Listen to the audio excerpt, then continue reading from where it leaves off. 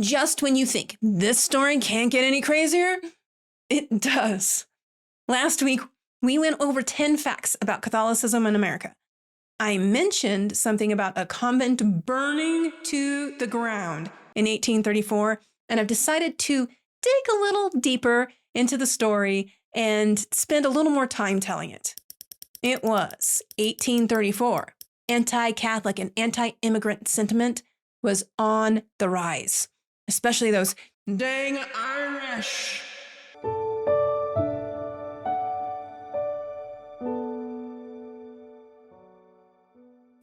They don't know what's coming. You just wait. The potato famine won't hit for another 11 years. Anyway, it's clear Catholics are not welcome.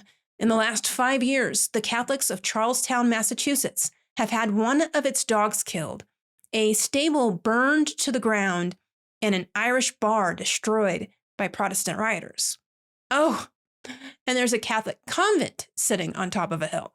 The convent housed nuns and served as a boarding school for girls. It was initially intended to educate the poor, but Bishop Fenwick had a different idea. Serve the wealthy as well. Attract the Protestant money to the school and allow the tuition to fund expansion of the Catholic mission and unite Protestants and Catholics, and maybe make a little money as well. At the start of the 1834 school year, there were 47 students attending the school. Only 6 were Catholic. A couple of weeks before the riot would break out, a nun was seen being escorted by 2 anti-Catholic residents of the town. The very next day, the sister had returned to the convent, and it wasn't long before rumors began to spread that she had been forced back to the convent, held there against her will, and even tortured. Then the local newspaper began to print stories of a mysterious woman being held at the convent against her will. The men of the town began to gather. They were concerned about this mysterious woman and became determined to save her from her fate.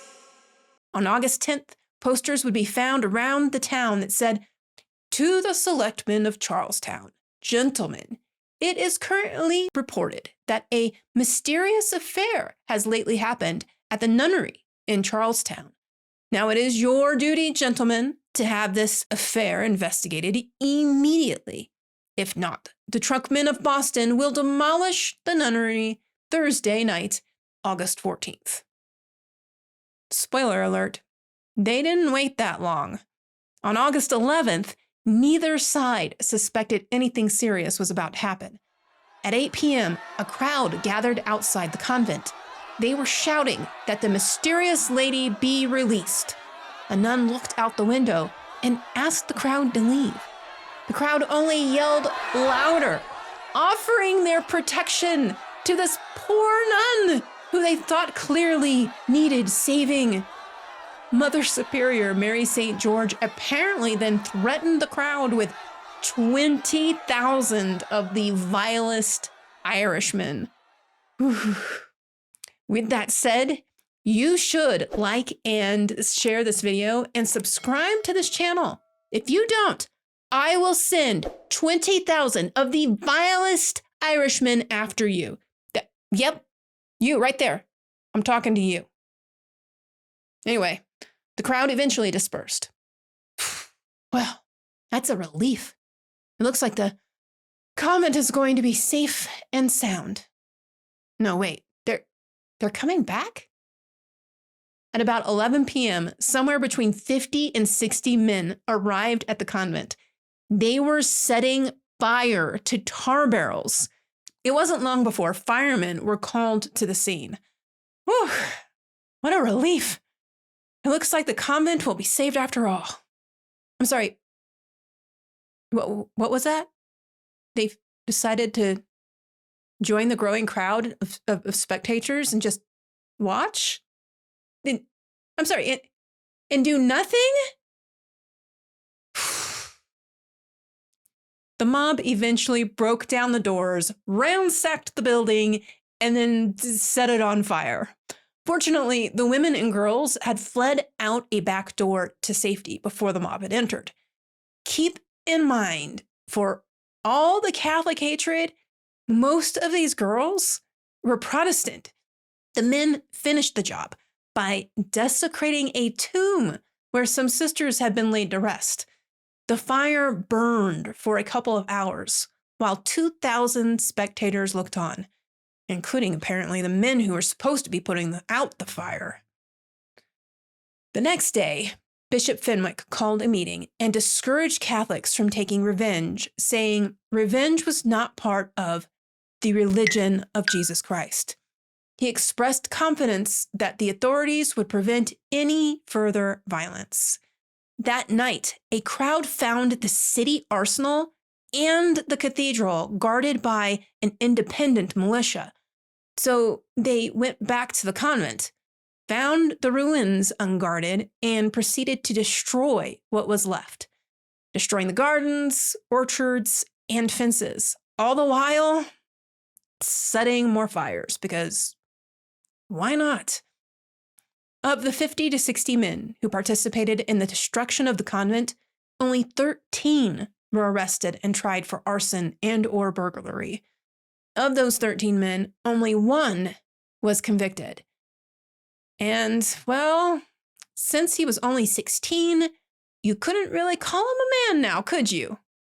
He was sentenced to life in prison, but was pardoned after a petition with 5,000 signatures, including Bishop Fenwick and Mother Superior Mary St. George, arrived on the governor's desk. After the trials, the leader of the mob, John Buzzell, we'll go with Buzzell. Anyway, he bragged, "The testimony against me was point blank and sufficient to have convicted 20 men, but somehow I proved an alibi, and the jury brought a victory of not guilty after having been out for 21 hours. Yes, even the leader of the mob seemed surprised that he got away, despite the overwhelming evidence of his guilt." Do you see why I needed a full episode for this story? Okay, so to recap, a media outlet published rumors and misinformation. Believing the fake news, a group of protesters decided to take action. They marched out into the street, yelling demands. Eventually, they started to destroy property and set fires. In the end, the ones who were responsible were not held accountable and got away with it. No, that doesn't sound familiar at all. Animosity between Catholics and Protestants goes back to the 1500s, when Martin Luther first split from the Catholic Church. Otherwise, since the very beginning of Protestantism, you know what? I can't say that word. I'm just going to put it on the screen. Protestantism. Both sides have been guilty of extraordinary violence. In the book of John, Jesus prays just before his arrest. He says, "Holy Father, keep them in your name, which you have given me, that they may be one, even as we are one." That them he's referring to, that's his church. Jesus, he's praying for me. Jesus is praying for you. He's praying that we may be one, like the Father and the Son are one. That's just incredible.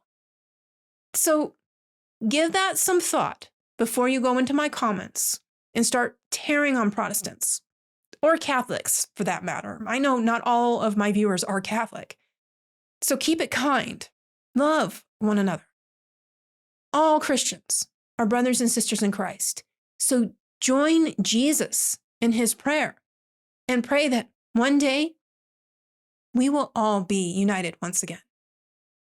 This story of a burned down convent was not the only event in American Catholicism we discussed last week. We also talked about the world's largest man-made grotto. Was it made of corn cobs? You'll have to watch last week's video for that answer. Sacred Heart of Jesus, have mercy on us.